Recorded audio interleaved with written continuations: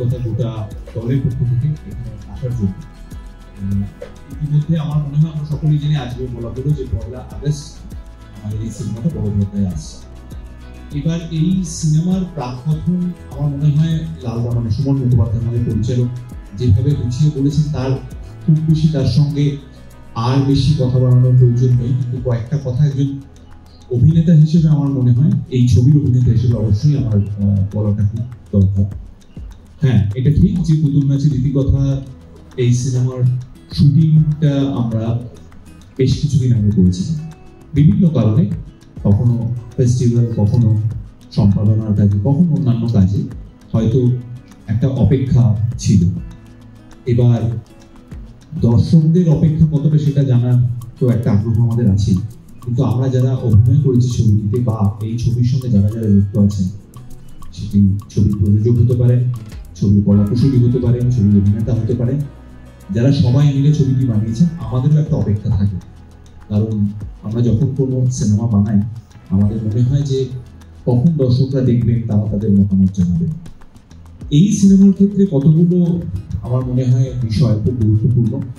প্রথমত মানিক বন্দ্যোপাধ্যায় এবং দ্বিতীয়ত তারই লেখা পুতুল নাচের রীতিকথা, তার লেখার যারা ভক্ত, যারা তার লেখা পড়েছেন, সেই পাঠককুল যেমন আছেন, অনেকেই আছেন যারা হয়তো পড়েননি, কিন্তু এই উপন্যাসটির কথা কিন্তু আমার মনে হয় কম বেশি অনেকেই শুনেছে।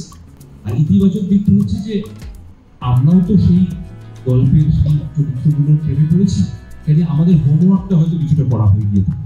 কিন্তু একটা জিনিস কথা হলো যে দুটো সম্পূর্ণ আলাদা মাধ্যম। আর দ্বিতীয়ত আমি মনে প্রাণে বিশ্বাস করি যে একজন পরিচালক যখন একটা সিনেমা বানাচ্ছেন, তিনি কিভাবে গল্পটা বলতে চাইছেন, তিনি কিভাবে ছবিটা বলছেন, তখন কিন্তু সেটাই মূল। কাজেই যদি কেউ মনক্ষুণ্ণ হন যে আমি যখন উপন্যাসটা পড়েছিলাম তখন আমি এভাবে দেখেছিলাম চরিত্রগুলোকে বা গল্পগুলোকে, সেটা তো বড় পর্দায় দেখলাম না, তার নির্দিষ্ট কারণ নেই। এর পিছনে কিন্তু অন্য কোনো অভিসন্ধি নেই, আমার মনে হয় না কোনো পরিচালকের আছে, কখনো ছিল লালদা। এবার আমি ব্যক্তিগত একটা জায়গা থেকে বলি, এই ছবিটার শুটিং যখন শুরু হয়েছিল, টু বি ভেরি অনেস্ট, এটা একটি অতিমারির পরে আমার করা প্রথম বাংলা ছবি, এবং আমি খুব সৌভাগ্যবান যে সেই সময় আরো একবার আমার মানিক বন্দ্যোপাধ্যায়ের সঙ্গে আলাপ হলো, পুতুল নাচের রীতিকথার সঙ্গে আলাপ হলো, লালদা এবং গোটা টিমের সাথে আরো একবার আলাপ হলো, এবং আমি শশীর মতো একটা চরিত্র পেলাম। আমাদের জীবনের ঘাত প্রতিঘাতে আমাদের নানা রকম দ্বন্দ্ব কাজ করতে থাকে। আমার মনে হয় সেই দ্বন্দ্বগুলো কঠিন হয়ে যায় যখন সেটা অন্তর্দ্বন্দ্ব হয়। বাইরের মানুষের সঙ্গে দ্বন্দ্ব তো আমরা আমাদের মতো করে যুক্তি সাজাই এবং আমরা প্রমাণ করার চেষ্টা করি যে আমরাই ঠিক, কিন্তু যখন অন্তর্দ্বন্দ্বটা হয় নিজের মধ্যে অনেকগুলো খণ্ড তৈরি হয়, তাদের মধ্যে সারাক্ষণ তর্ক চলতে থাকে। শশী এরকমই একটি চরিত্র, এবং খুব সঠিক কথা, এই যে সমসাময়িক শব্দটা, এটা কিন্তু কোনো লেখা, কোনো উপন্যাস, কোনো চরিত্রের সঙ্গে একেবারে খাপ খেয়ে যায়। কারণ আমাদের যেন বহু বছর পরে পড়লে মনে হয় হ্যাঁ, এই মানুষগুলো, এই অনুভূতিগুলো, এই তত্ত্বগুলো এখনো আমাদের মধ্যে আছে, হয়তো তার ফর্মটা, তার ইফেক্টটা, তার যে যাপনটা একটু একটু বদলে গেছে। এমন একটা কঠিন সময় আমরা তখন পেরিয়ে এসেছিলাম 2 বছর, যখন নাকি আমাদের নিয়ম করা হয়েছিল মানুষে মেলা চলবে না, সেটাই নাকি সব থেকে বড় ঝুঁকি বেঁচে থাকার জন্য। অথচ আমরা ভীষণ অন্তর থেকে জানি যে একা একা বাঁচা যায় না, কিন্তু তখন যেন সেটাই নিয়ম হয়ে গেছিল। সেরকম একটা সময় পেরিয়ে পুতুল নাচের রীতিকথা এবং শশী আমার জীবনে এসেছিল, আমি সেই জন্য খুবই সৌভাগ্য। আমি ছবিটি করবার সময় থেকে শুরু করে এখন পর্যন্ত মানে খুব কম ছবি নিয়ে এই উত্তেজনাটা একটা হিসেবে থাকে ভিতরে, বা আমরা রেখে দিই। আমি এখানে চরিত্র করেছি, আপনারা শুনেছেন ইতিমধ্যে, কুসুম চরিত্রটি। আমার মনে হয় যে কোনো অভিনেতার জীবনের খুবই আরাধ্য একটি চরিত্র। যখন এই চরিত্রটি হাতে পেলাম, একই সাথে খুশি হলাম, একই সাথে বেশ টেনশনে বললাম।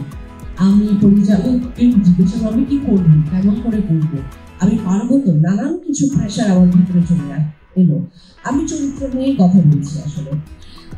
আরেকটি খুবই জরুরি কথা যে আমরা যখন পাঠ পড়েছি আমরা উপন্যাসটা, তখন যত রকম মানুষ আসলে তত রকম ভাবে তাদের ভিজুয়াল এবং তাদের মতো করে এই ছবির চরিত্রগুলো, সেগুলো তাদের মতো করে তারা ধারণ করে নেয়। কিন্তু যখন হলে গিয়ে চরিত্রগুলো দেখি বা চরিত্রগুলোকে দেখে, তখন নানান রকম প্রশ্ন থাকে, নানান কিছু থাকে। অনেকে খুব মানে মনোক্ষুণ্ণ হয়, হলো না এটা এমন, এটা তো এমন হওয়ার কথা ছিল, উপন্যাসে বেশি ভালো ছিল, সেটা তো এখানে দেখতে পেলাম না। আমার এর আগেও সাহিত্য নির্ভর কিছু কাজ করবার, ভালো কিছু কাজ, সিগনিফিকেন্ট কিছু কাজ করবার দু একটি করার অভিজ্ঞতা হয়েছে। তো সেখান থেকে আমি বলছি, কিন্তু আমাদেরকে এটা সকলকেই মাথায় রাখতে হবে যে সেটি একটা ভিন্ন মাধ্যম এবং এটি টোটালি আরেকটি একেবারে ভিন্ন মাধ্যম।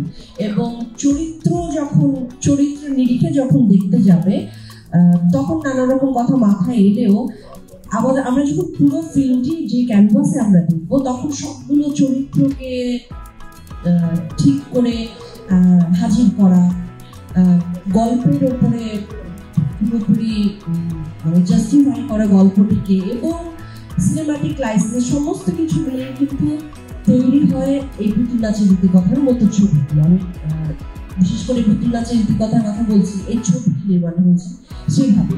কিন্তু আমি যখন আমার ডাবিংয়ের সময় দেখা হয়েছে, আমি যখন দেখেছি ছবিটি, আমার কাছে খুব দূরবর্তী কিছু আমার কাছে মনে হয়নি। এটা আমার চিন্তা, এটা আমার ভাবনা, আমি এটা এমনি বলছি। কিন্তু তারপরেও বাকিটা আপনাদের উপর, আপনারা দেখুন, সবার কাছে পৌঁছে দিন। আমাদের করা এবং আমি বলবো আমার করা খুব আধুনিক, খুব মডার্ন, খুব সমসাময়িক চরিত্র হচ্ছে কুসুম। 90 বছর হয়ে গেছে, কিন্তু এত আধুনিক চরিত্র, এটির জন্য ছবি দেখতে হবে। ভীষণ আধুনিক, ভীষণ শক্তিশালী, আমার ভীষণ পছন্দ একটি চরিত্র হচ্ছে কুসুম। এবং এটা করতে পেরে লালদা আবার সবার সামনে আমি একটা জানাচ্ছি। আপনারা সকলে দেখবেন, সবাইকে দেখবার জন্য বলবেন। ছবিতে আরো অন্যান্য যারা কলাকুশলী রয়েছেন খুবই গুণী, এবং আবিরের সঙ্গে আমার এখানকার প্রথম কাজ বলে বলছি না, সুশী হিসেবে আবির অনবদ্য, এটা আমি একজন কোয়ার্টিস্ট হিসেবে আমি দায়িত্ব নিয়ে বলছি আপনাদের। আপনারা একেবারে অন্যরকম একজন আবিরের অন্যরকম একটি ভার্সন আপনারা দেখতে পাবেন। ক্যালাইডোস্কোপকে আমি অশেষ ধন্যবাদ আমাকে এই চরিত্রে কাজে আমাকে সুযোগ করে দেওয়ার জন্য। থ্যাংক ইউ ইন্দ্রদা, থ্যাংক ইউ মনালি, এবং আপনাদের সবাইকে অসংখ্য ধন্যবাদ। আমি খুব খুশি, আর আমার বিশ্বাস আমার দর্শক খুব খুশি। বড় ছবি রিলিজ করছে, তারা সবাই আমাকে লেখেন যে কেন আরো বেশি দেখতে পাই না। আই হোপ এই বছরটা মানে প্রথম 6 মাস ফ্রুটফুল লাগবে। আর এই চরিত্রটা, এই ছবিটার জন্য বিশেষত বলবো, এত মনের কাছে চরিত্র, এত নোয়ান্সড, এত লেয়ার্ড, ইমোশনালি এত কমপ্লেক্স একটা চরিত্র, সেইটা এই চরিত্রগুলোর জন্য আমি অপেক্ষা করে থাকি আসলে, এই ধরনের চরিত্র। তো এটা আমার মনের কাছাকাছি খুব চরিত্র। অ্যাজ অ্যান অ্যাক্টর যে ধরনের রোল আমি করতে ভালোবাসি, সেই রকম একটা চরিত্র। তো আমি খুব খুশি, দেখা যায় মানুষের কিছু বলে। সুমনদার পরিচালনা আপনার পাশাপাশি হাবিনালদা আছেন, হ্যাঁ, সেখানে সেটা যদি বলেন। সুমনদার লালদার সঙ্গে আমার প্রথম কাজ, এটা চলতি কাজ, কিন্তু এত ভালো আমাদের সবার সঙ্গে সবার কেমিস্ট্রি তৈরি হয়েছে। লালদা ভীষণ মাথা ঠান্ডা, আর এই ধরনের কাজ করতে গেলে মাথা গরম করে হয় না, কারণ এত ডিফিকাল্ট সাহিত্য নিয়ে কাজ করা।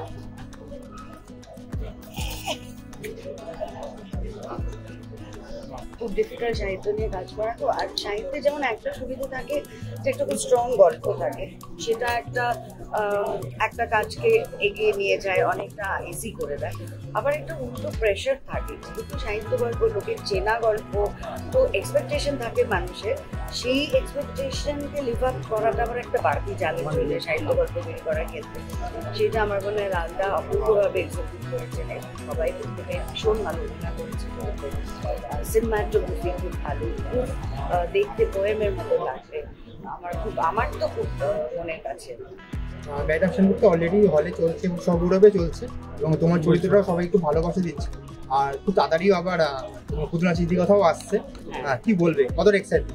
আমার ম্যাডাম একমাত্র যে চরিত্রটা সেটা আমি এখনো যেহেতু অনেক দর্শক দেখেনি তাই আমি রিভিল করবো না, সেহেতু একদম অন্যরকম, যারা দেখেছেন তারা বুঝবেন। আর ওই ধরনের শেড আমি বোধহয় ছবিতে করিনি এর আগে, সেটা একটা ফার্স্ট টাইম।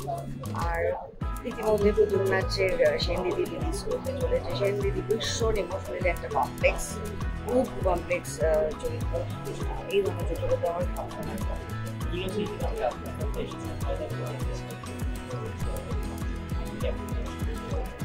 না ভয় লাগবে কেন, আমি তো অভিনেত্রী, অভিনয় করাই কাজ, ভয় লাগে না। কিন্তু এইটা সবসময় থাকে যে এত গুরু দায়িত্ব আমার উপর দেওয়া হলো, রাখা হলো, আমি যেন সেটাকে খুব ভালোভাবে ফিল করতে পারি।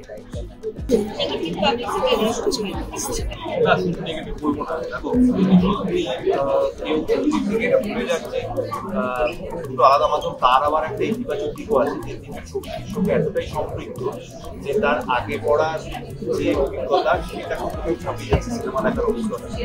এখন কিছু কিছু উপন্যাস আমাদের এতটাই প্রিয় হয় যে আমাদের করতে থাকে সেটা থাকবে, কিন্তু একেবারে নস্বাত করে দেওয়াটা আমার মনে হয় না উচিত। কারণ তখন একটা ছবি দেখতে যাচ্ছি আমরা এটা মানসিকভাবে প্রস্তুতি নিয়ে যাচ্ছি যে এটা পরিচালক এই ছবিটি দেখা দিচ্ছে।